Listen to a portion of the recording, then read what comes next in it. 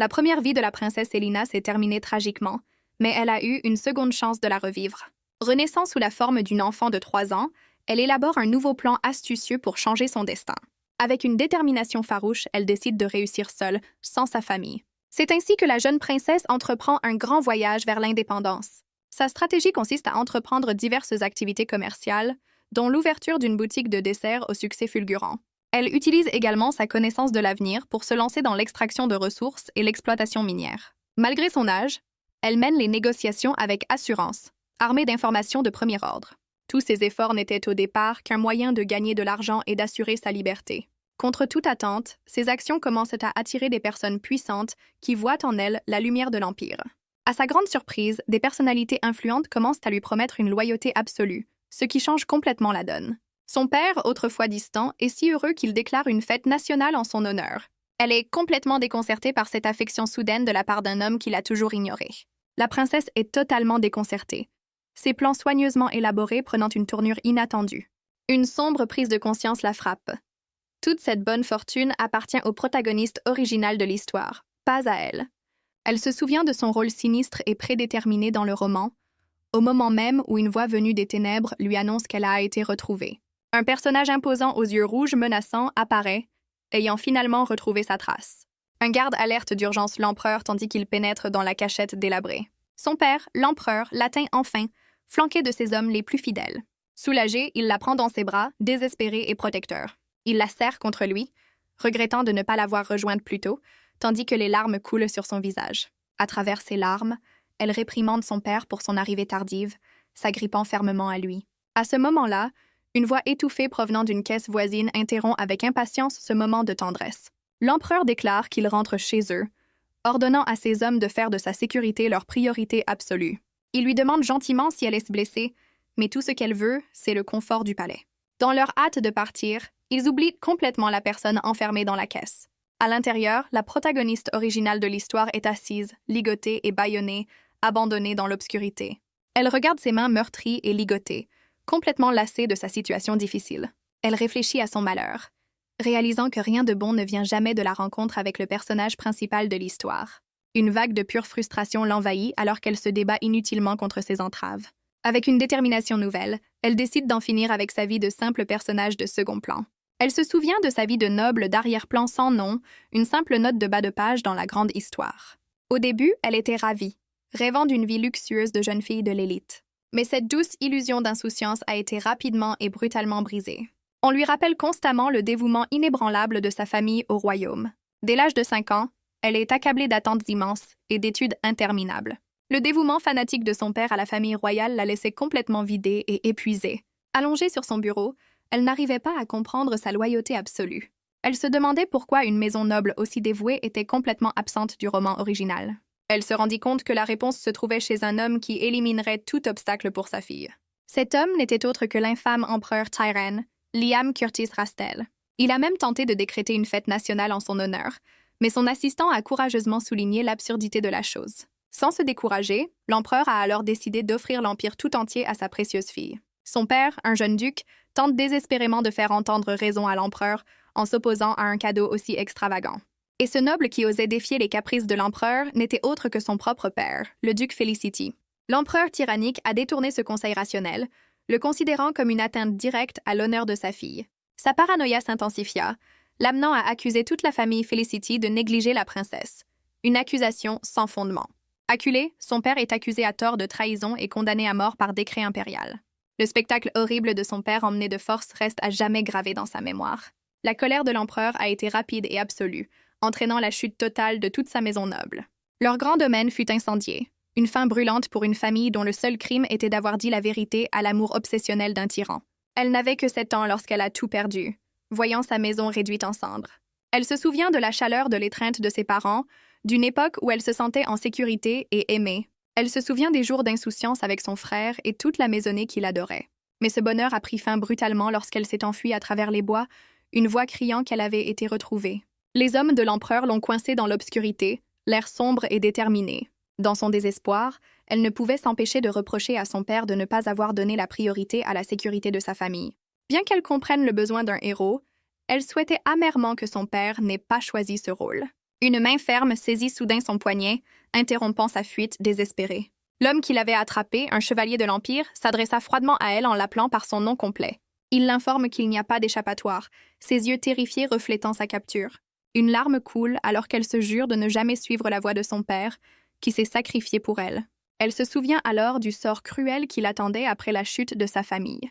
Dans le passé, la jeune Raebler Felicity est amenée devant un personnage invisible. Elle lève les yeux, effrayée, alors qu'on lui donne une supposée opportunité de servir la princesse.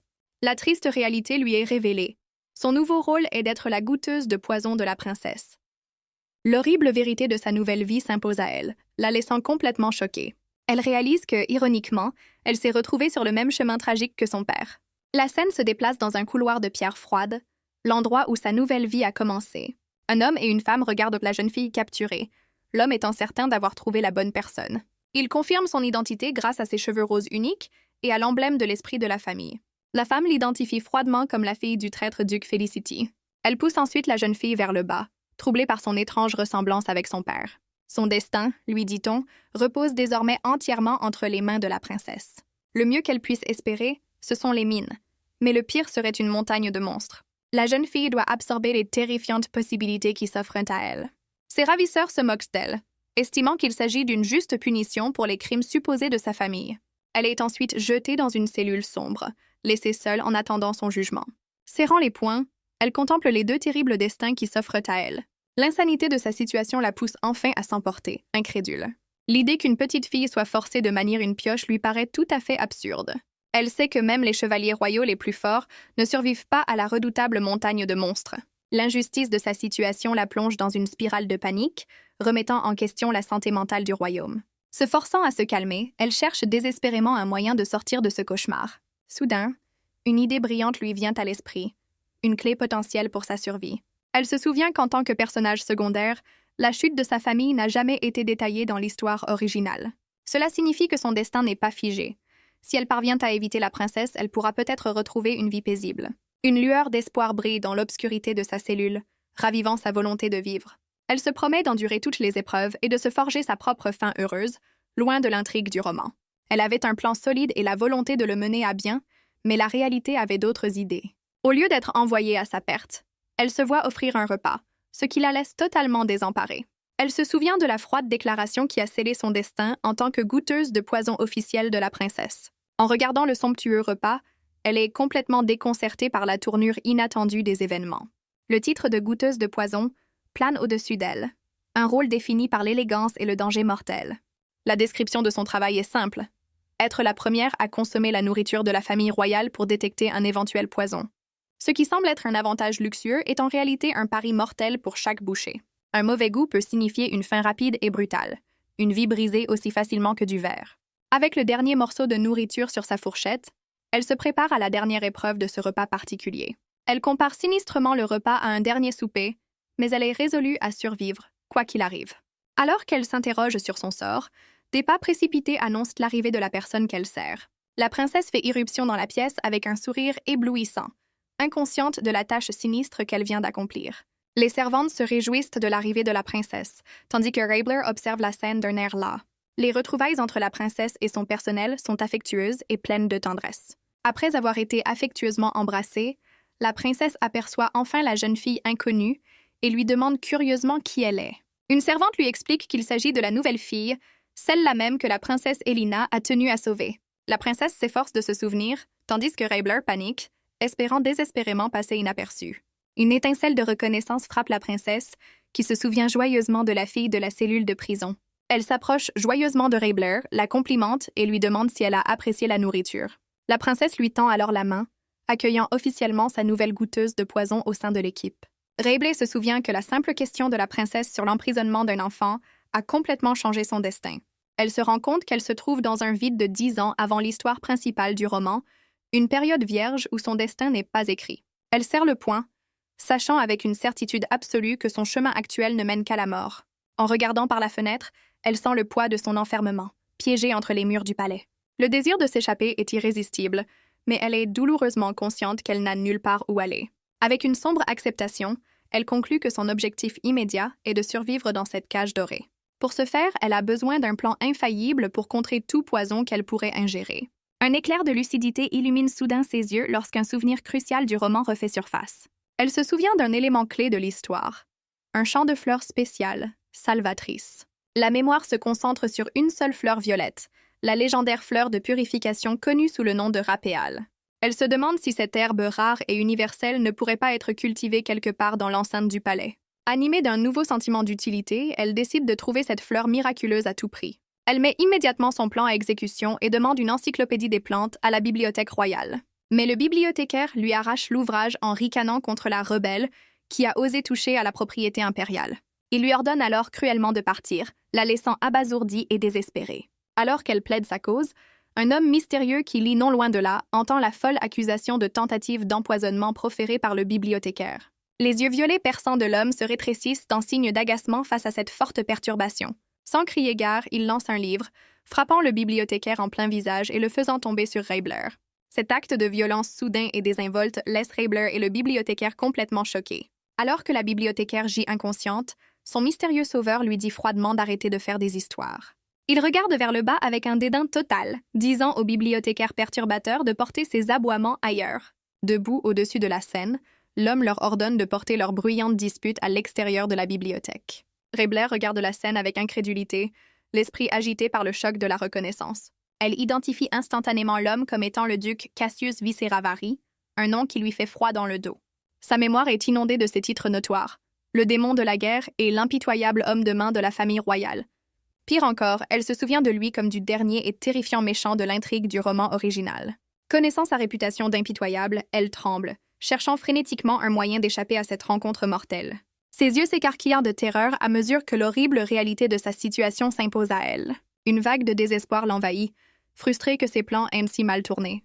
Avant qu'elle ne puisse réagir, le duc la soulève sans effort dans les airs comme un chaton. Il la met face à face et l'examine avec un calme et une curiosité déconcertants. À sa grande confusion, il l'inspecte rapidement avant de la considérer comme indemne. Le bibliothécaire, troublé, se ressaisit et demande pourquoi le duc fait une telle chose. Le duc semble se moquer du plaidoyer du bibliothécaire en faveur de la décence humaine, se demandant même s'il compte. Raebler est figé dans ses bras, pris sous le feu croisé du mépris glacial du duc. Intimidé, le bibliothécaire se retire précipitamment, bredouillant qu'il doit s'occuper de ses livres. Une fois qu'il l'a déposé, elle se rend compte que son plan est fichu. Ils ne lui prêteront jamais le livre maintenant. N'ayant plus d'autre option, elle se résout à voler le livre. Le duc la surprend alors en s'agenouillant et en la regardant avec une expression indéchiffrable. Voyant cette bonté inattendue, elle décide de tenter sa chance et de demander une faveur au méchant. Dans un élan de courage désespéré, elle demande au redoutable duc si elle peut emprunter un livre. Après un moment de tension, il accepte simplement, la laissant stupéfaite par sa facilité. Raebler est déconcertée par son approbation rapide et il lui demande calmement de quel livre elle a besoin. Elle lui explique qu'elle a besoin d'une encyclopédie des plantes pour mieux s'acquitter de ses fonctions de goûteuse de poison. Le duc l'écoute attentivement, son expression stoïque ne laissant rien transparaître. Elle sursaute d'incrédulité lorsqu'il accepte avec désinvolture de faire livrer le livre par un chevalier. Remplie de gratitude, elle lui prend la main, le remercie et lui indique où elle se trouve. Avec un sourire radieux, elle promet sincèrement de lui rendre sa générosité inattendue à l'avenir. Son regard s'aiguise, analysant silencieusement son comportement étonnamment joyeux et innocent. Après qu'elle a quitté la bibliothèque en sautillant, le duc appelle un assistant nommé Hanan. L'assistant apparaît rapidement, et le duc l'interroge immédiatement sur une enquête antérieure. L'assistant confirme leurs soupçons, révélant qu'un espion a effectivement été trouvé au sein de la famille Felicity. L'assistant poursuit en signalant qu'une princesse s'est enfuie à Postalimo, ce qui explique la disparition d'un certain chevalier. Le duc analyse cette nouvelle complication et comprend qu'il sera beaucoup plus difficile de retrouver la princesse. Son esprit vagabonde vers un choix passé, contemplant les conséquences s'il avait refusé le second ordre de marche de l'empereur. Un retour en arrière le transporte à un moment critique survenu 2 mois auparavant. Il se souvient de l'avancée de ses forces sur la base militaire clé de Postalimo, un tournant dans la guerre. C'est au cours de cette campagne qu'une lettre urgente de la famille Felicity lui est parvenue. À l'intérieur, la mère de Raebler l'avait supplié de veiller sur sa fille et de la soutenir. Lorsqu'il reçut sa dernière volonté, elle était déjà décédée, laissant derrière elle son enfant chéri. Revenant au présent, il ordonne fermement à son assistant de remettre le livre demandé à la jeune fille. Il remarque discrètement que Raebler est aussi timide que l'était sa mère et décide de faire preuve d'un peu plus de gentillesse à son égard. La scène se termine par le son d'un rire insouciant qui résonne dans une forêt ensoleillée. Ailleurs, une joyeuse princesse blonde monte à cheval, ignorant les appels à la prudence de ses accompagnateurs. Elle écarte avec assurance les inquiétudes de ses servantes, insistant sur le fait qu'elle se portera parfaitement bien. Observant la scène de loin, Raibler se demande avec aigreur pourquoi les protagonistes des histoires sont toujours aussi obsédés par les desserts. Elle se souvient du moment où l'assistant du duc lui a livré l'encyclopédie promise directement à sa porte. Mais ses projets d'études sont ruinés par le flot incessant de desserts qu'elle est obligée de goûter. Avec une sombre détermination, elle prend une autre bouchée, concentrée sur son devoir de survie. La princesse jette un coup d'œil en arrière, se demandant avec amusement combien de temps la goûteuse va encore manger. Elle affiche un sourire éclatant et un clin d'œil amusé, l'image même de l'héroïne parfaite. Raibler se contente de la fixer d'un air impassible, nullement impressionné par cette charmante démonstration. Raibler s'emporte intérieurement, souhaitant que la princesse termine sa séance d'équitation. Son regard se pose alors sur le chevalier qui accompagne la princesse avec une lueur de reconnaissance dans les yeux. Elle l'identifie comme étant Kane Ashley, l'homme qui a mené la destruction de la famille Felicity. Brûlant de haine, elle poignarde vicieusement son dessert, souhaitant silencieusement sa perte. Le chevalier est soudain jeté à bas de son cheval, à la grande incrédulité de la princesse. La princesse descend immédiatement de son cheval, serrant le chevalier tombé dans ses bras avec une profonde inquiétude. Le chevalier, quant à lui, semble ravi, croyant qu'il peut maintenant mourir sans regret. Raibler observe la scène dramatique sans broncher, confirmant ainsi ses attentes cyniques. Ignorant l'agitation, elle retourne joyeusement à son dessert, dont elle savoure le goût sucré. Elle s'éloigne joyeusement avec son livre, profitant du temps libre accordé par l'accident du chevalier. Raibler s'installe dans une clairière baignée de soleil, décidant que c'est le moment idéal pour lire. Elle ouvre l'encyclopédie avec empressement, déterminée à trouver des informations sur une fleur en particulier. Frustrée, elle s'efforce de trouver la bonne entrée, se heurtant à des noms qui se ressemblent. Ses yeux s'illuminent lorsqu'elle trouve enfin la page consacrée à la fleur rapéale. Le livre la décrit comme une fleur violette parfumée qui pousse à l'ombre des tilleuls. Elle en déduit qu'elle ne se trouve pas dans les jardins du palais, car les arbres qu'elle affectionne sont connus pour attirer les parasites. Son esprit s'emballe alors qu'elle réfléchit à d'autres endroits où pourrait se trouver cette plante insaisissable. Elle se rend compte que l'endroit le plus probable est l'inquiétante forêt des morts, près du domaine de la princesse. Avec un sourire confiant, elle referme le livre, sa mission étant désormais claire comme de l'eau de roche. Elle se lève d'un bond avec une détermination renouvelée, prête à partir à la recherche. Elle se gonfle d'une détermination renouvelée, jurant qu'elle trouvera le bonheur. Sa déclaration est interrompue lorsqu'elle remarque un mystérieux garçon assis en silence près d'une petite tombe.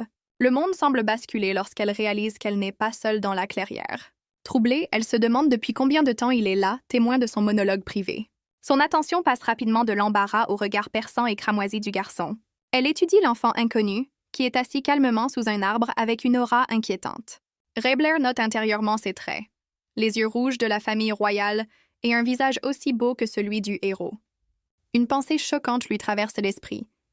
Ce personnage n'a jamais été mentionné dans l'histoire originale. La confusion s'installe, car elle était persuadée que la princesse Elina était la seule survivante de la famille royale. Repoussant ces questions, elle s'approche prudemment du garçon silencieux pour le saluer. Elle se penche vers lui, essayant de rompre le silence en lui demandant son nom. L'enfant mystérieux se contente de le regarder fixement, sans rien répondre. Constatant son attitude calme, elle avance d'un pas prudent. Son pied atterrit directement sur les fleurs près de la tombe, les écrasant par accident.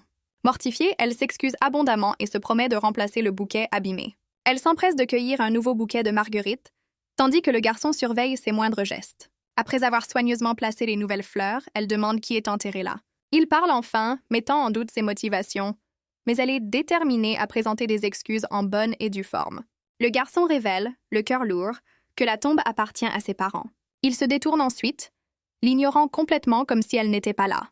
Raibler en conclut que son attitude détachée signifie que ses parents et lui n'étaient pas proches. Ses pensées déclenchent une vision du passé du garçon, qui a rejeté la voix tyrannique de son père. Dans cette vision, la mère du garçon verse une larme tandis qu'il jure de ne jamais devenir comme son père. Elle reconnaît une âme sœur, voyant en lui le reflet de son propre défi. Prise d'un soudain sentiment de solidarité, elle serre sa robe avec détermination. Passant à l'action, elle réunit ses mains pour s'adresser directement à la tombe. Elle s'agenouille et s'excuse officiellement auprès de la tombe, à la grande surprise du garçon. Ses excuses terminées, une idée nouvelle et déterminée se forme dans son esprit. Elle se penche vers lui prend les mains et l'encourage passionnément à atteindre ses objectifs. Les yeux cramoisis du garçon s'écarquillent sous le choc de sa ferveur soudaine. Le garçon s'interroge sur ses actions, mais elle lui dit calmement qu'elle partage son pouvoir. D'un air serein, elle le bénit, certaine que de bonnes choses l'attendent. Le garçon le regarde avec incrédulité tandis qu'elle continue à lui souhaiter sincèrement d'être heureux à l'avenir. Elle affiche un sourire éclatant, déclarant avec assurance que ses prédictions sont généralement exactes. Il s'interroge sur ses motivations, mais elle admet joyeusement que l'aider lui apporte de la joie, malgré ses propres problèmes. Raibler se lève, serrant son livre, et réaffirme son propre bonheur tandis que le garçon l'observe, toujours en train de réfléchir. Se retournant avec un sourire radieux, elle lui assure qu'il trouvera lui aussi le bonheur. Changeant complètement de sujet, elle se prépare à lui demander une faveur pendant qu'ils marchent ensemble. Elle présente le livre avec empressement, montrant une illustration de la fleur de Rapéal et lui demandant s'il la reconnaît. Elle décrit les principales caractéristiques de la fleur et lui demande de l'informer s'il la rencontre un jour. Elle lui demande avec impatience de l'aider, sans même attendre sa réponse. Le garçon est déconcerté par les remerciements qu'elle lui adresse avant même qu'il ne puisse répondre. Une fois sa demande formulée, elle salue joyeusement le garçon et se tourne vers lui pour partir. Il la regarde partir, une lueur de curiosité dans ses yeux cramoisis. Seul une fois de plus, il se serre la poitrine, se demandant si son étrange bénédiction était réelle. Quelques jours plus tard, la scène se déroule dans l'opulent jardin du palais impérial. La princesse Elina présente fièrement à son père un gâteau à l'aspect plutôt désastreux. L'empereur et son personnel sont momentanément stupéfaits par cette création bancale. Malgré son apparence, l'empereur est visiblement ému par l'adorable cadeau de sa fille. Il serre Elina dans ses bras et fait l'éloge du gâteau, tandis que Raibler observe la scène de loin. Raibler est assise seule, contemplant sa prochaine action avec une expression troublée. Ses pensées dérivent vers sa recherche infructueuse de l'insaisissable fleur de Rapéal dans la forêt sombre. Elle se souvient de sa tentative ratée de retrouver le mystérieux garçon, regrettant sa demande abrupte. La possibilité que la fleur ne se trouve pas du tout dans la forêt des morts la remplit d'angoisse. Une douleur soudaine et aiguë la fait grimacer, effet secondaire de sa vigilance constante. Une servante note son amélioration d'humeur, ignorant que Raibler a secrètement testé sa nourriture pour y trouver du poison et qu'elle a perdu le sommeil. Son attention est attirée par la nouvelle que le duc Viceravari demande désormais expressément à voir la princesse lors de ses visites. En écoutant les commérages des servantes, elle apprend que des conflits politiques impliquent un lieu appelé Postelimo. Elle fait le lien et se rend compte que les informations qu'elle a fournies au duc par l'intermédiaire d'Elina se sont révélées précieuses. Avec un sentiment d'accomplissement, elle tapote sa fourchette, satisfaite de voir que son plan fonctionne. Elle les observe, admettant qu'elle a renoncé à la vengeance mais qu'elle ne lui a toujours pas pardonné. Tandis que l'empereur déguste le gâteau, ses pensées s'assombrissent, souhaitant qu'il souffre encore. Le sang éclabousse violemment son assiette d'un blanc immaculé. Incrédule, Raibler réalise qu'elle vient de cracher du sang. Le personnel du palais panique et se précipite vers elle, tandis que le chaos s'installe dans le jardin. Un garde royal réagit instantanément, se déplaçant pour faire face à ce développement soudain et alarmant. Le corps de la jeune femme cède et elle s'effondre en arrière sur le sol. Allongée sur l'herbe, elle lève les yeux avec une résignation lasse, comme si elle s'attendait à cette issue. Ses dernières pensées vont à la fleur insaisissable qui aurait pu lui éviter ce destin. À des kilomètres de là, le mystérieux garçon s'arrête, sentant une étrange perturbation dans l'air. Il tient un bouquet des fleurs qu'elle cherchait, s'interrogeant sur l'étrange sentiment qui règne dans l'air. La fleur de Rapéal brille, ses propriétés magiques semblant réagir à son sort à distance. De retour dans le jardin, le monde de Raibler se dissout dans la douleur lorsqu'elle voit une silhouette familière s'approcher à travers sa vision floue. Alors que ses forces s'amenuisent, son esprit hurle une seule pensée désespérée. Elle ne veut pas mourir. Le mystérieux garçon arrive juste à temps, lui soulevant doucement la tête et prononçant son nom avec insistance. En le regardant, la jeune femme retrouve le souvenir de son père.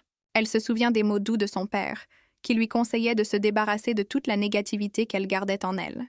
Dans ce souvenir, il est assis à son chevet et l'exhorte à se débarrasser de ses rancœurs et de ses regrets. Sa cadette lui avait demandé ce qu'il fallait faire lorsque les choses devenaient trop difficiles à supporter. Sa solution était simple. Sourire avec éclat, en lui assurant que cela soulagerait son cœur. Elle réfléchit aux paroles de son père et admet qu'étant enfant, elle ne pouvait pas en comprendre la véritable signification. Aujourd'hui, dans ces derniers instants, elle réalise avec un immense regret quelles étaient ses véritables intentions. Un souvenir traumatisant refait surface, montrant toute la propriété de sa famille engloutie dans une mer de flammes. Elle se souvient de l'appel désespéré de son père, dont le seul souhait était qu'elle survive à la catastrophe. Dans ce souvenir, les fidèles serviteurs de son père accomplissent sa dernière volonté. Effacer ses souvenirs pour qu'elle puisse trouver le bonheur. Sa cadette, elle, avait pleuré et s'était accrochée à ses souvenirs, s'accusant d'être à l'origine de leur départ. Elle est hantée par la conviction que si elle avait été plus attentionnée, les choses auraient pu être différentes. Elle se torture à l'idée que si ses souvenirs étaient revenus plus tôt, elle aurait pu s'enfuir avec tout le monde. L'image de ses proches disparaissant est une blessure qui ne s'est jamais refermée. Laissée complètement seule, sa cadette s'effondre en larmes, agrippés à la dernière lueur qu'ils ont laissée derrière eux. Elle s'avoue à elle-même qu'elle n'a pas eu la confiance nécessaire pour suivre les conseils de son père. Son esprit dérive vers le passé, incapable d'oublier les rancunes qu'elle a nourries et les souffrances qu'elle a endurées. Un papillon lumineux, fragment de mémoire, voltige dans les couloirs de son ancienne maison. Le souvenir révèle une époque où le mystérieux garçon lui a rendu visite alors qu'elle était enfant et malade. Sa cadette, fiévreuse et angoissée, avait réclamé son père dans son sommeil. Le garçon avait alors veillé sur elle, tenant les fleurs qui auraient pu la sauver. Il lui avait laissé les fleurs de guérison, un acte secret de bonté qu'il voulait unique. La scène fait un saut dans le temps, une semaine après l'effondrement de la jeune femme dans le jardin. Raebler se réveille, hébété et épuisé, se souvenant de son expérience de mort imminente comme d'un terrible cauchemar. Elle se souvient d'avoir été sauvée par le duc, qui avait rapidement organisé son traitement après l'incident. Alors qu'elle se rétablit dans son lit, Raebler apprend que le duc Viseravari lui a rendu visite en personne. Elle comprend qu'il l'a sauvée pour confirmer la source des informations qu'elle avait fournies. Un flashback montre le duc l'interrogeant calmement sur les informations qu'elle lui a envoyées. Il confirme que ces informations l'ont conduit à un document secret échangé entre son père et le défunt empereur. Le document crucial a été découvert exactement là où elle l'avait dit, caché dans les affaires de l'empereur défunt. Les questions approfondies du duc la font trembler, car il insiste pour obtenir plus de détails. Il lui révèle que son tuyau lui a permis de récupérer des terres que l'empereur actuel avait l'intention de confisquer. Son regard perçant révèle sa profonde méfiance et son besoin de connaître toute la vérité. Accablée, elle pose sa tasse, incapable de fournir d'autres réponses, et s'excuse. Elle affirme que ses connaissances se limitent à ce que son père lui a dit, comme elle l'a déjà indiqué dans sa note. Elle admet elle-même qu'elle s'accroche à peine à la vie. Malgré ses excuses pour ne pas avoir été plus utile, le duc accepte gracieusement son aide. Cet incident lui fait prendre conscience que son existence même peut être anéantie par une simple plante. Alors que le duc s'en va avec des adieux polis, elle se force à sourire en le regardant partir. Sa détermination se durcit, concluant qu'elle ne pourra jamais coopérer avec le cerveau de cette situation. Dès qu'il est parti, ses forces l'abandonnent et elle s'effondre sur son lit. Fixant le plafond, elle se rend compte qu'il lui a sauvé la vie, mais que ses soupçons persistent. Sa conscience se manifeste sous la forme de son jeune moi, qui lui demande en larmes si elle va abandonner ceux qui ont besoin d'aide. Accablée, elle se bouche les oreilles lorsque de minuscules versions d'elle-même la réprimandent pour ses pensées ingrates. La dernière question de son enfant intérieur résonne. Va-t-elle vraiment rendre la gentillesse par la méchanceté? Elle fait taire mentalement son enfant intérieur, refusant d'être tourmentée par la culpabilité plus longtemps. Repoussant résolument ses sentiments, elle déclare que l'époque où elle était une bonne personne est officiellement révolue. Son regard se pose sur les fleurs près de son lit, son esprit se concentrant sur un nouvel objectif singulier. Au milieu d'une vision de fleurs épanouies, elle conclut que sa priorité absolue est tout simplement de survivre. En sortant du lit, elle identifie les fleurs violettes comme étant la rare fleur de la Pielle. Elle comprend immédiatement que c'est le mystérieux garçon qui a dû les apporter. Elle se demande où il a pu trouver une plante aussi précieuse. Elle se souvient alors qu'il était à son chevet lorsqu'elle était enfant et qu'il essayait de lui donner cette même fleur. Bouleversée par cette prise de conscience, elle reconnaît l'incroyable dette qu'elle a envers lui. Déterminée à lui faire face, elle se prépare à écrire une lettre pour organiser une rencontre. Déterminée à le remercier en personne, elle commence à écrire une lettre. Elle est persuadée qu'une fois qu'il aura reçu son message, il viendra la voir immédiatement. La lettre en main, elle décide de la déposer sur la tombe, leur lieu de rendez-vous secret. Alors qu'elle atteint la porte, elle est arrêtée par un visiteur inattendu qui l'ouvre de l'extérieur. Une jeune fille blonde et joyeuse apparaît dans l'embrasure de la porte, stupéfiant Raebler par son arrivée soudaine. La jeune fille, qui porte un panier, s'inquiète de la santé de Raebler. L'esprit de Raebler s'emballe lorsqu'elle comprend que sa visiteuse n'est autre que la princesse. Figée sur place, elle ne peut que regarder la princesse s'approcher d'elle et lui demander si elle va bien. La princesse Elina vérifie sa température, ce qui provoque un salut confus de la part de Raebler. Raebler est déconcerté, se demandant non seulement pourquoi la princesse est là, mais aussi comment elle connaît son nom. La princesse s'excuse, avouant qu'elle aurait agi différemment si elle avait connu l'identité de Raebler. Raebler, troublé, insiste sur le fait qu'il s'agit simplement de son devoir, incapable de comprendre les excuses de la princesse. Elle se demande comment la princesse peut la connaître. D'un geste soudain et étincelant, la princesse saisit fermement les mains de Raebler. Avec un sourire éblouissant, elle lance une bombe en demandant à Raebler de devenir sa dame de compagnie. Cette proposition choquante met Raebler dans tous ses états. Sa voix intérieure affirme qu'elle est une goûteuse royale, alors que la princesse veut qu'elle quitte son dangereux travail et reste près d'elle. Raebler panique en imaginant le père tyrannique de la princesse et les implications d'une telle demande. La sombre réalité la frappe lorsqu'elle se souvient du sort funeste réservé à ceux qui ont servi la princesse par le passé. Sentant son hésitation, la princesse lui laisse le temps de réfléchir, tandis que Raebler se contente de la remercier poliment. La princesse en rit et dit à Raebler, stupéfaite, de ne pas prendre son offre au sérieux. Raebler reste sans voix, réalisant qu'elle n'a jamais autant conversé avec quelqu'un. Leur conversation est interrompue lorsqu'un assistant royal pose une main sur l'épaule de la princesse. Il annonce le retour des chevaliers, au grand soulagement secret de Raebler et à la déception de la princesse. Avec un signe de la main enjouée, la princesse s'en va, laissant à Raebler le soin de faire des adieux polis. Au moment où elle s'apprête à partir, la princesse s'arrête, ses yeux s'arrêtant sur les fleurs violettes près du lit. Son admiration pour les magnifiques fleurs fait chuter le cœur de Raebler, pris d'une soudaine panique. Raebler demande désespérément à la princesse où elle les a trouvées, mais elle affirme nonchalamment qu'elle les a cueillies à proximité. La princesse lui fait part d'un souvenir émouvant et lui révèle que son amour pour les fleurs violettes vient d'un cadeau de son père. Se retournant avec une expression pleine d'espoir, la princesse demande à Raebler si elle serait prête à se séparer du précieux bouquet. Raebler est complètement abasourdi par la demande audacieuse de la princesse. Se sentant acculée, elle s'agrippe à sa robe, réalisant que son bref moment de paix était trop beau pour être vrai. Son esprit plonge dans le désespoir, se demandant pourquoi sa vie prend toujours des tournures aussi désastreuses. Quelques jours passent dans l'opulent palais royal. Il ne reste plus qu'une seule fleur de Lapielle du bouquet original. Elle comprend avec tristesse que la véritable intention de la princesse est de prendre chaque fleur.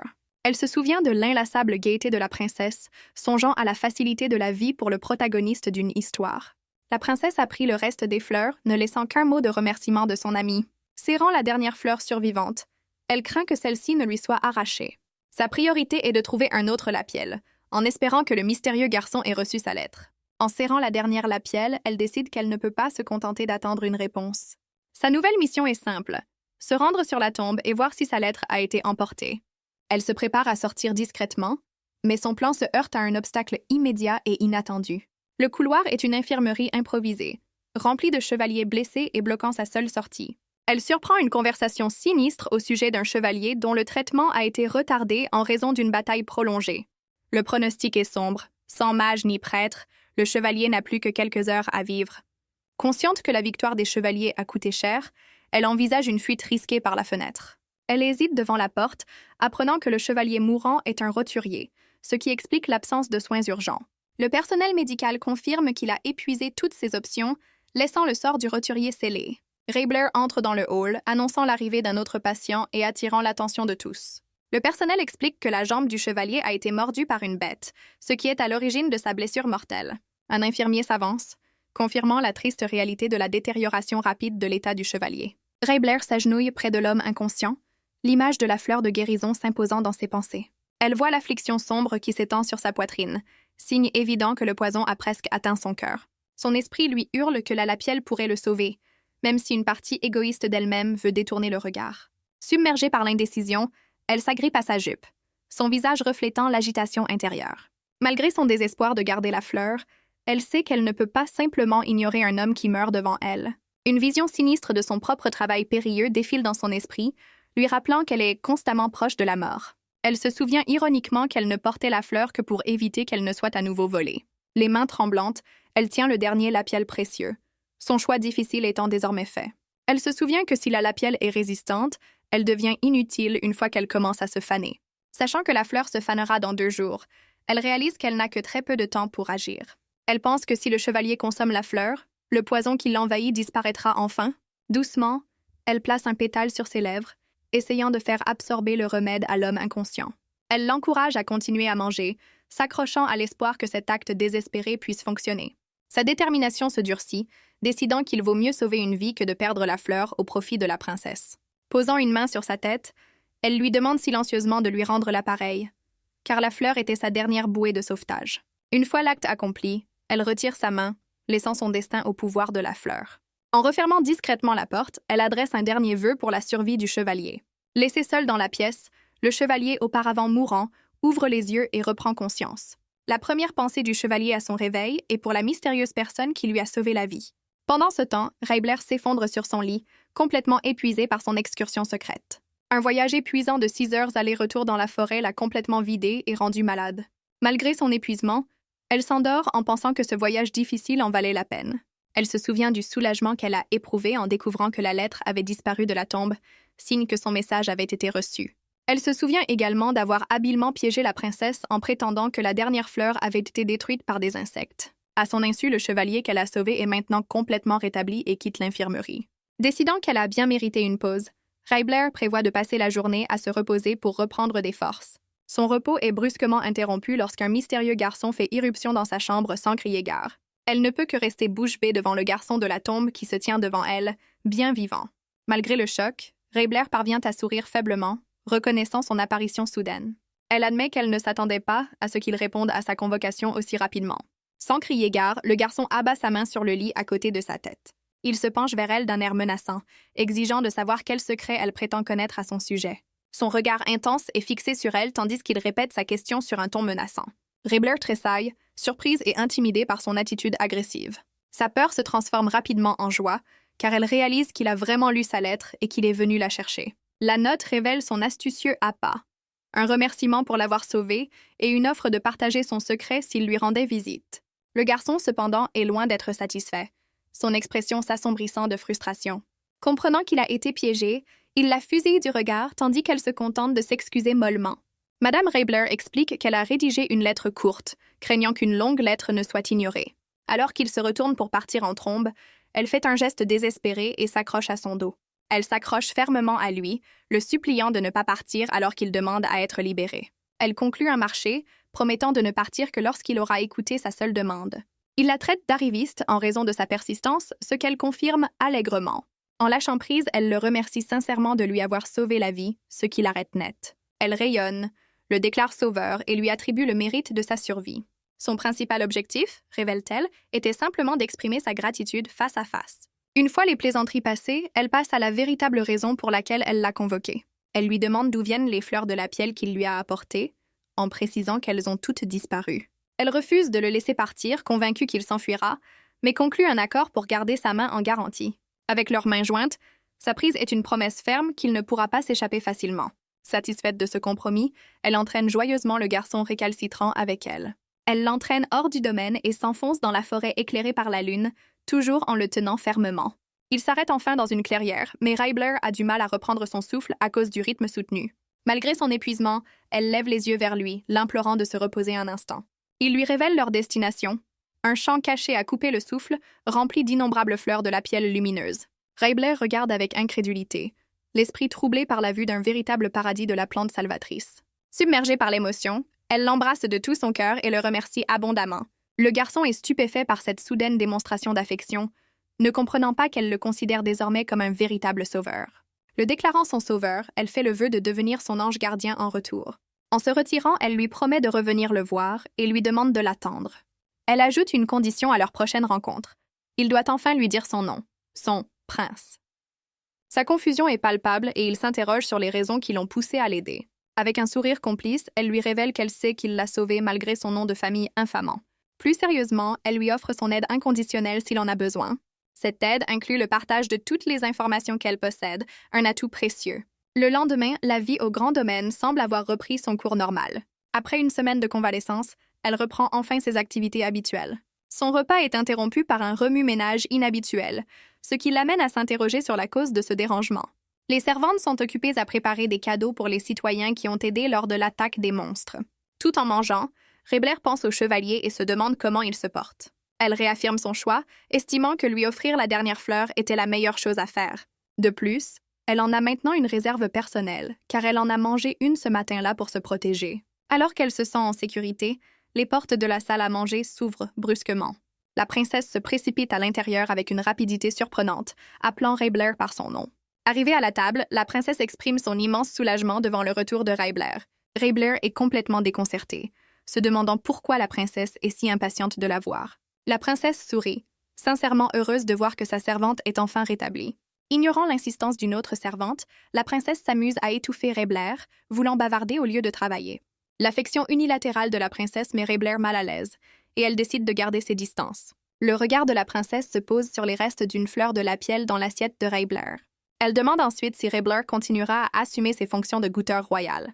La princesse insiste sur son offre de devenir dame de compagnie, mais Raibler jure en silence qu'elle n'acceptera jamais un poste aussi dangereux. Intérieurement, Raibler exprime sa frustration, admettant qu'il s'agit d'une confrontation qu'elle voulait éviter. Raibler se prépare à décliner poliment l'offre persistante de la princesse. La princesse se lève soudain. sa patience s'épuisant visiblement devant l'hésitation de Raibler. Se penchant vers elle, elle déclare qu'elle apprécie que Raibler joue le rôle spécifique de la protéger. Raibler présente son refus comme une noble quête d'expiation, un sentiment qui impressionne les servantes présentes. Avec un regard plein d'espoir, elle demande ensuite à la princesse d'écouter sa seule demande sincère. Les yeux de la princesse brillent d'émotion, complètement captivée par les paroles de Raibler. Elle propose alors une alternative choquante. Si elles ne sont pas accompagnatrices, elles peuvent simplement être amies, ce qui laisse Raibler sans voix. Une servante s'y oppose en raison de la famille de Raibler, mais la princesse rétorque que son sacrifice fait d'elle une amie digne de ce nom. La servante tente d'argumenter, mais le regard déterminé de la princesse met fin à toute protestation. Raibler est horrifiée. Son esprit hurle alors que son plan soigneusement élaboré se retourne contre elle. D'un air définitif, la princesse accepte les souhaits de Raibler, en les détournant à son avantage. Elle embrasse alors triomphalement Raibler dans une étreinte amicale, scellant officiellement leur nouveau lien. Intérieurement, Raibler se désespère de son sort, mais extérieurement, il exprime sa gratitude à la princesse. L'histoire s'arrête ensuite sur la vue d'un ancien château envahi par la végétation, au cœur de l'inquiétante forêt des morts. À l'intérieur, le mystérieux garçon est assis seul près d'une fenêtre, semblant pensif et perdu dans ses pensées. Il se souvient de son sourire radieux et de sa promesse qu'il trouverait le bonheur. Son vœu de devenir son ange gardien résonne puissamment dans son esprit. De retour dans sa chambre solitaire, le garçon réfléchit à sa déclaration audacieuse de le sauver. Assis sur le rebord de la fenêtre, il se demande quand elle reviendra enfin pour lui. Pendant ce temps, dans le somptueux jardin de la princesse impériale, une scène différente se déroule. Une main tente une fourchette, offrant un marshmallow avec une gaieté insistante. Depuis qu'il est devenu ami, Raibler est contraint de partager chaque repas avec cette princesse trop affectueuse. Raibler grimace à la vue d'un énième marshmallow, un aliment qu'elle méprise désormais. La princesse révèle que les ragots d'une servante sont à l'origine de ce malentendu, tandis que le coupable sourit en arrière-plan. Piégé par la gentillesse malencontreuse de la princesse, Raibler n'a d'autre choix que d'accepter la friandise. La princesse insiste pour que Raibler profite du repas, demandant même à une servante de lui servir le thé personnellement. Raibler accepte son sort avec dépit, estimant qu'il vaut mieux être empoisonné avec la princesse que seule. Elle prend la résolution de ne manger que la nourriture offerte directement par la princesse, comme nouvelle mesure de sécurité. La princesse offre ensuite à Raibler une bouchée de son assiette, continuant ainsi à faire preuve d'une attention débordante. À l'approche de la fourchette, Raibler écarquille les yeux en reconnaissant soudain un ingrédient. Elle identifie la garniture comme une feuille de Todoria, une herbe potentiellement dangereuse. Elle se souvient avoir lu dans un guide que cette herbe est dangereuse pour les jeunes enfants. Hésitante, elle se tourne vers la femme de chambre qui a servi le plat potentiellement dangereux. Raibler informe calmement la servante en chef que les feuilles de Todoria sont dangereuses pour la princesse. La servante est stupéfaite d'apprendre cela, tandis que Raibler révèle intérieurement qu'elle a étudié les plantes pour mieux protéger la princesse. La princesse est submergée par l'émotion, profondément touchée par l'instinct protecteur de Raibler. Elle prend des mesures immédiates et envoie son personnel confirmer le danger et gérer la situation. Avec une autorité qui fait froid dans le dos, la princesse exige que le chef cuisinier lui soit présenté sur le champ. Le chef cuisinier, très agité, arrive, clame haut et fort son innocence et insiste sur le fait qu'il s'agit d'un malentendu. Il défend son choix, mais les recherches de Raibler prouvent que ces informations sont dangereusement dépassées. Le chef jette un regard plein de ressentiment à Raibler, qui n'arrive pas à croire qu'on la rende responsable de leur erreur. Après une sévère leçon de morale, le chef en disgrâce présente des excuses sincères pour sa grave erreur. Alors qu'un nouveau repas est servi, la servante en chef murmure que le chef est définitivement renvoyé, grâce à l'œil aiguisé de Raibler. La princesse embrasse triomphalement Raibler, annonçant à la salle que cet acte consolide leur amitié. La servante en chef tousse ostensiblement, tentant de rétablir l'ordre, mais la déclaration de la princesse reste en suspens. Les servantes regardent avec amusement la princesse étouffer un Raibler horrifié par une affection non désirée. Raibler reproche intérieurement aux servantes de l'avoir félicitée, souhaitant qu'elles la considèrent comme une menace plutôt que comme une héroïne. Dans un moment de pur désespoir, elle supplie silencieusement qu'on la libère de cette amitié étouffante. Ayant finalement échappé au repas, elle compare l'expérience à celle d'être nourrie de force par un parent autoritaire. Soulagée que l'épreuve ait pris fin prématurément, elle remercie les servantes de l'aide qu'elles lui ont apportée, ce qui lui permet de poursuivre ses propres projets. Une lettre à la main, elle se prépare à faire ses adieux officiels au duc de Viceravari. Elle réfléchit à la décision difficile qu'elle a prise de rendre au duc sa gentillesse, un dernier acte avant de reprendre pleinement ses fonctions. Sa lettre terminée, elle déclare avec confiance que sa dette envers le duc est enfin réglée. Son plan déraille instantanément lorsqu'elle entend la nouvelle choquante du rejet par le duc d'un décret impérial. En écoutant derrière un pilier, Elle apprend que les nobles pensent que la défiance du duc est une manœuvre politique liée à la récente guerre. Agacée par les ragots, Raebler décide de couper court au bruit et de retrouver le duc elle-même. Elle se souvient soudain d'un détail crucial du roman. La rébellion du duc aurait été planifiée sur 10 ans. Une prise de conscience choquante s'impose à elle lorsqu'elle fait le lien avec la chronologie de la récente guerre. Cela signifie que le duc, en ce moment même, n'a pas l'intention de se rebeller. Elle se souvient de la piètre excuse avancée dans le roman pour justifier sa trahison, à savoir qu'il s'ennuyait tout simplement de la guerre. D'un pas décidé, elle commence à remettre en question la narration de l'histoire originale. En regardant son carrosse, elle trouve impossible de croire que le gentil duc puisse agir sur un tel coup de tête. Le dévouement sans faille dont il a fait preuve lors de la dernière guerre contredit l'idée d'un homme fatigué de se battre. Les pièces du puzzle ne s'emboîtant pas, elle en conclut qu'il n'a aucun motif logique de trahison. Une nouvelle possibilité lui fait froid dans le dos, c'est peut-être l'empereur qui a déclenché le conflit. Elle se souvient que 2 grandes maisons constituaient autrefois les seules menaces pour le trône impérial. La famille Felicity étant déjà détruite. Le duché de Viceravari est le dernier rempart au pouvoir de l'empereur. Elle comprend que si le duc tombe, l'autorité de la famille royale sera absolue. Un rire nerveux lui échappe alors qu'elle saisit l'ampleur réelle d'un jeu politique qui la dépasse largement. Elle sait que sa lettre est un pari, car la victoire du duc dépend de la détermination incertaine de son fils. Elle pense alors à l'autre protagoniste du roman, le fils du duc, Royan Viceravari. Elle se souvient de son sombre destin. Tuer son propre père et jurer fidélité à l'impératrice obsessionnelle. Tous les avertissements qu'elle donne au duc n'ont aucun sens si la trahison de Royan est déjà inscrite dans le marbre. Depuis son carrosse, elle se résout à remettre la lettre. C'est la seule chose qu'elle puisse faire. S'inclinant devant le duc, elle lui présente ses excuses et lui souhaite silencieusement la victoire.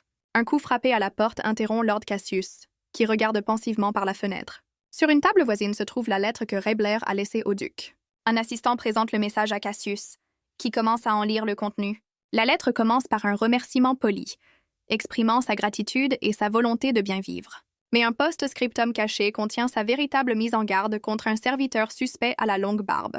Cassius admire l'esprit de Felicity, qui s'efforce de tout gérer seule malgré les risques qu'elle encourt. Son assistant est choqué de voir un rare et authentique sourire se dessiner sur les lèvres de Cassius. Avec une nouvelle détermination, Cassius convoque calmement son assistant, Hanan. Il lui donne un ordre clair. Trouver un moyen de lui amener cet enfant pour qu'il puisse personnellement la mettre en sécurité.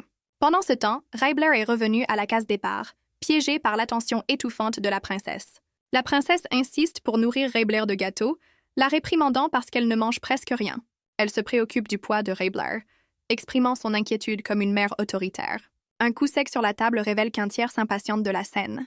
L'empereur se manifeste, rappelant à sa fille qu'il a été ignoré. Elina s'excuse, expliquant qu'elle se concentre sur le bien-être de Raebler, ce qui rend le regard de l'empereur encore plus menaçant.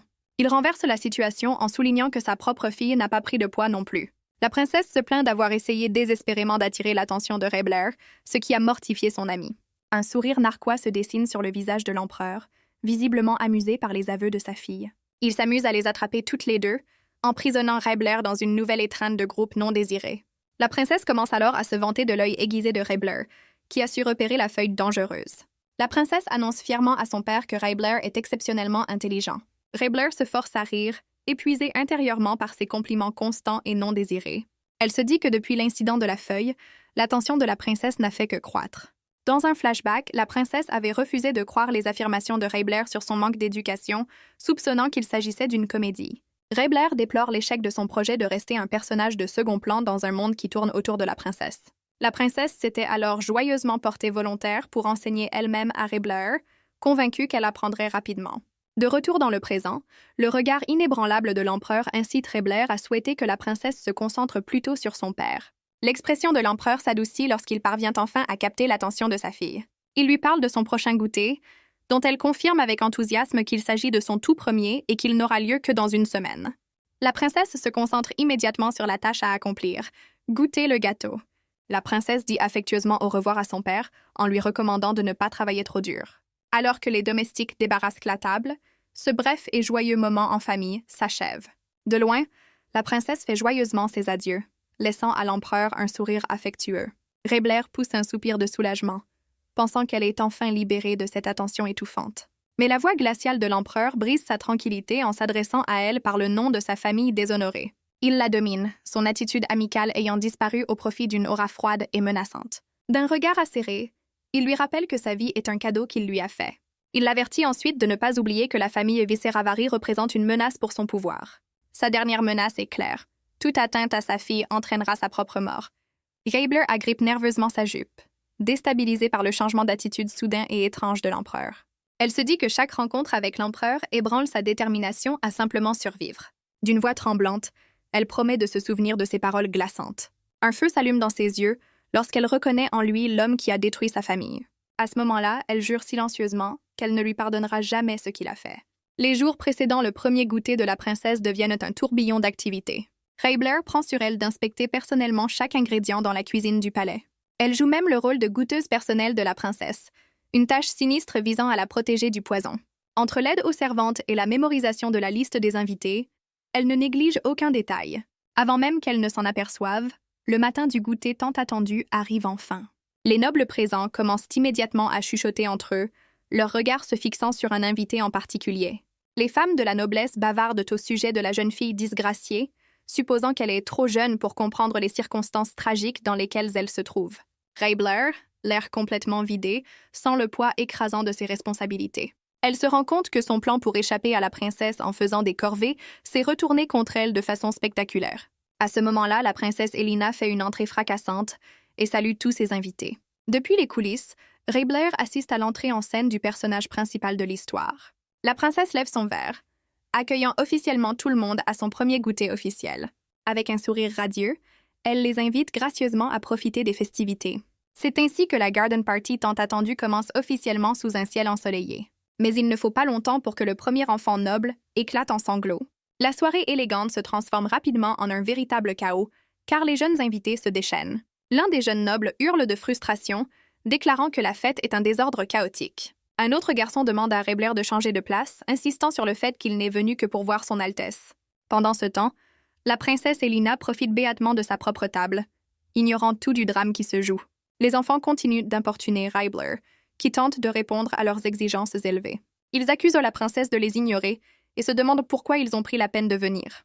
Le plan de Raebler, qui consiste à rester invisible, s'enflamme à mesure que sa patience s'épuise dangereusement. Elle se lamente qu'en plus des commérages des adultes, elle soit maintenant la cible de la colère déplacée des enfants. Accablée par le stress, elle ressent une envie désespérée d'abandonner complètement ses fonctions. Pourtant, elle prend une nouvelle résolution et part affronter les petits fauteurs de troubles. C'est alors qu'une paire de mains s'abat sur une table voisine, réduisant le vacarme à néant. Raebler tente frénétiquement d'expliquer la situation, mais le chaos a déjà été détourné vers elle. La fille qui a frappé la table, Lady Brown, admet qu'elle défendait la princesse contre l'insulte d'un autre invité. La voix tranchante de la princesse Elina se fait entendre, appelant Lady Brown par son nom. Lady Brown se crispe lorsque la princesse fait un geste vers elle depuis le bout de la table. D'un calme glacial, la princesse demande à Lady Brown si elle se rend compte de ce qu'elle vient de faire. Ses yeux rouges perçants soulignent la gravité de sa question et réduisent tout le groupe au silence. La princesse reconnaît que Lady Brown a probablement agi par souci pour elle. Cependant, elle affirme qu'elle seule a le droit de décider si les paroles d'une autre personne sont impolies. Lady Brown rougit d'embarras lorsque la princesse la remet publiquement à sa place. Raebler entend un invité dire que Lady Brown est finie pour avoir osé défier la meilleure amie de la princesse. Raebler reconnaît la fille insultée comme étant Donna Jacqueline, une noble dont la famille a été restaurée par la princesse. Elle se souvient que, dans le roman, Donna est destinée à devenir un acteur important de la haute société. Elle pense ensuite à Lady Brown, qui se trouve désormais isolée après sa gaffe sociale. Raebler suppose que l'explosion de Lady Brown a été motivée par une jalousie désespérée de se lier d'amitié avec la princesse. Elle conclut que seule l'ignorance de la jeunesse peut expliquer un acte aussi imprudent et impulsif. Raebler éprouve un moment de sympathie, pensant que la réprimande publique était trop sévère pour une crise de colère enfantine. Avant qu'elle ne puisse s'y attarder, une nouvelle agitation éclate lorsqu'une petite fille se met à pleurer à propos de sa poupée. Sa frustration est à son comble, car elle déplore que ses fonctions se soient transformées en gestion d'enfants gâtés et méchants.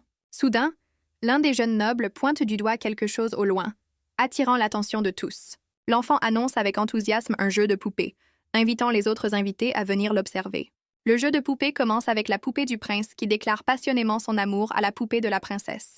Le prince poupée prend tendrement la main de la princesse poupée, scellant ainsi son heureuse déclaration. Le narrateur explique qu'après avoir surmonté de nombreux obstacles, les deux poupées se sont jurées un amour éternel. Les jeunes invités sont complètement captivés lorsque les poupées s'embrassent. La jeune conteuse Donna Jacqueline commence à conclure son histoire de prince et de princesse. Avec un sourire éclatant, elle déclare que les poupées vécurent heureuses pour toujours, suscitant l'admiration des autres enfants. Le public la bombarde de questions sur l'avenir du couple, auxquelles elle répond avec beaucoup d'imagination. Le spectacle est un tel succès que les enfants réclament immédiatement une autre histoire. Pendant que Donna divertit les enfants de façon experte, deux nobles coincent Raibler et lui demandent de se remettre au travail. Elle se met intérieurement en colère, se rappelant sa promesse de laisser la princesse briller, alors que c'est elle qui est coincée à faire tout le travail. Donna commence un nouveau conte pour les enfants enchantés, cette fois-ci à propos d'un mystérieux dragon noir. Elle rayonne de joie en racontant comment le dragon s'est magiquement transformé en humain. Raibler en conclut qu'un goûter de la haute société est tout simplement trop difficile à gérer pour un enfant. Quelques jours passent et le chaos de la fête se calme enfin. Un préposé informe Raibler que les familles des jeunes invités ont toutes envoyé leurs remerciements. La femme présente alors une pile de cadeaux, déclarant qu'ils sont tous destinés à Raibler. Complètement déconcertée, Raibler peine à tenir la pile de cadeaux inattendus. Elle se rend compte avec stupeur qu'il s'agit de cadeaux de la part de la princesse elle-même. Le préposé insiste pour qu'elle les accepte, lui attribuant tout le mérite du succès de la fête auprès des enfants. Encore sous le coup de cet éloge inattendu, Raibler s'en va les bras chargés de récompenses. Raibler accepte maladroitement les cadeaux, rappelant qu'elle est généralement grondée et non récompensée pour ses actions. L'idée de recevoir un cadeau de la part de la princesse lui paraît compliquée. Une version mignonne et troublée d'elle-même s'interroge sur ses propres émotions contradictoires à propos des cadeaux. Malgré sa confusion, elle ne peut nier un étrange sentiment de bonheur qui bouillonne en elle. Le préposé la congédie pour la journée et Raibler est ravie à l'idée de rentrer enfin chez elle.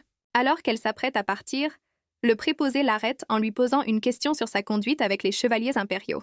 Elle se retourne, complètement prise au dépourvu par cette question inattendue. La mention des chevaliers impériaux la laisse totalement perplexe, ne sachant pas de quoi parle le préposé. Celle-ci lui révèle que les chevaliers sont à la recherche de l'enfant de la pharmacie, rappelant à Raibler qu'elle était présente à ce moment-là. Elle demande ensuite à Raibler si elle a une idée de la raison pour laquelle les chevaliers semblaient si furieux. Surprise par la nouvelle, Raibler laisse tomber tous ses cadeaux durement gagnés sur le sol. Le préposé regarde, perplexe devant la réaction extrême de Raibler à une simple question. Sous le regard du préposé, Raibler se démène pour ramasser ses cadeaux, l'esprit en ébullition. Elle fait bonne figure, affirmant nerveusement qu'elle ne sait rien de la colère des chevaliers. Raibler promet rapidement de rapporter tout ce qu'elle pourrait découvrir, désespérant de mettre fin à la conversation.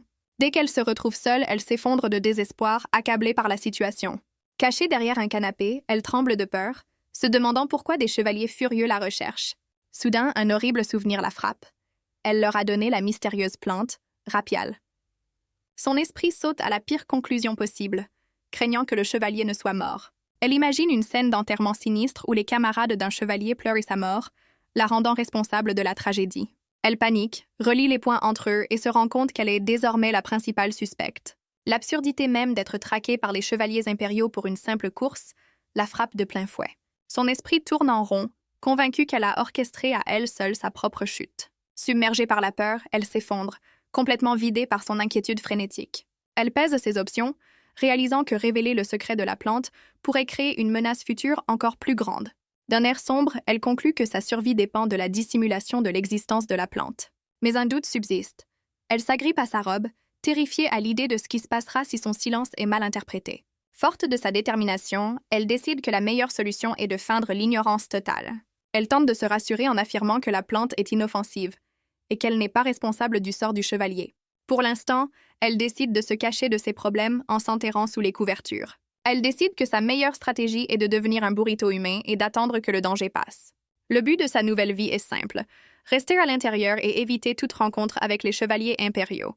Mais son plan se heurte à un obstacle lorsqu'elle se souvient d'une promesse qu'elle a faite à quelqu'un d'important. Elle se souvient du garçon solitaire de la pharmacie, à qui elle avait juré de rendre visite à nouveau. Repoussant cette pensée, elle réaffirme que sa propre survie doit passer avant tout. Désormais, sa règle numéro 1 est d'éviter tout problème potentiel. Mais les ennuis ont une façon bien à elle de la trouver, et dès le lendemain, ils arrivent. Un homme en uniforme à l'air sévère l'appelle par son nom complet, sur un ton qui ne laisse aucune place à la discussion. L'imposant personnage la domine et lui demande directement si elle a donné à Lord Eden la mystérieuse substance. Complètement prise au dépourvu, Raibler ne peut que regarder avec incrédulité, ses plans soigneusement élaborés s'effondrant autour d'elle. Elle se rend compte qu'elle est interrogée par le commandant des chevaliers impériaux en personne.